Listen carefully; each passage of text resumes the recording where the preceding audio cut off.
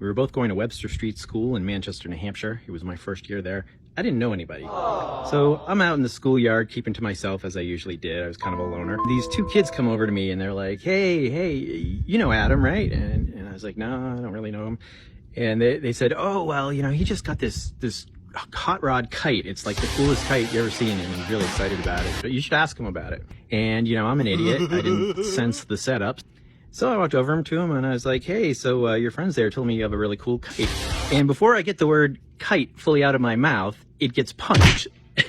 And then I get punched the other side. And next thing you know, I'm just like taking punches, and I'm not a fighter, you know, so I'm like kind of trying to hold him off, put my fists up.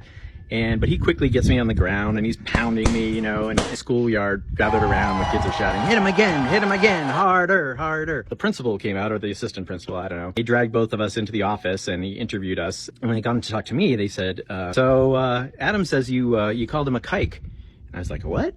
He said, you called him a kike. I was like, I don't know what that means. I asked him about his kite. I didn't really know any Jewish kids. I didn't know anything about anti-Semitism. I had no clue what this was all about. But apparently these kids, possibly with Adam in on it, I don't know, tried to trick me into insulting him so they give him an excuse to beat me up and stuff. So I never really saw him again. One day, watching David Letterman, and they say, tomorrow night, new stand-up comedian, Adam Sandler. And I'm like, can't be the same kid who beat me up in grammar school, but I gotta watch, you know? So I stayed up the next night and I watched, and sure enough, there he was, Adam Sandler, all grown up, telling jokes on David Letterman.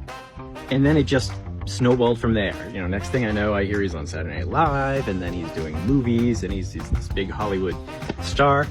And it was, in a way, it felt like the universe was mocking me, but it was just a strange way that situations worked out.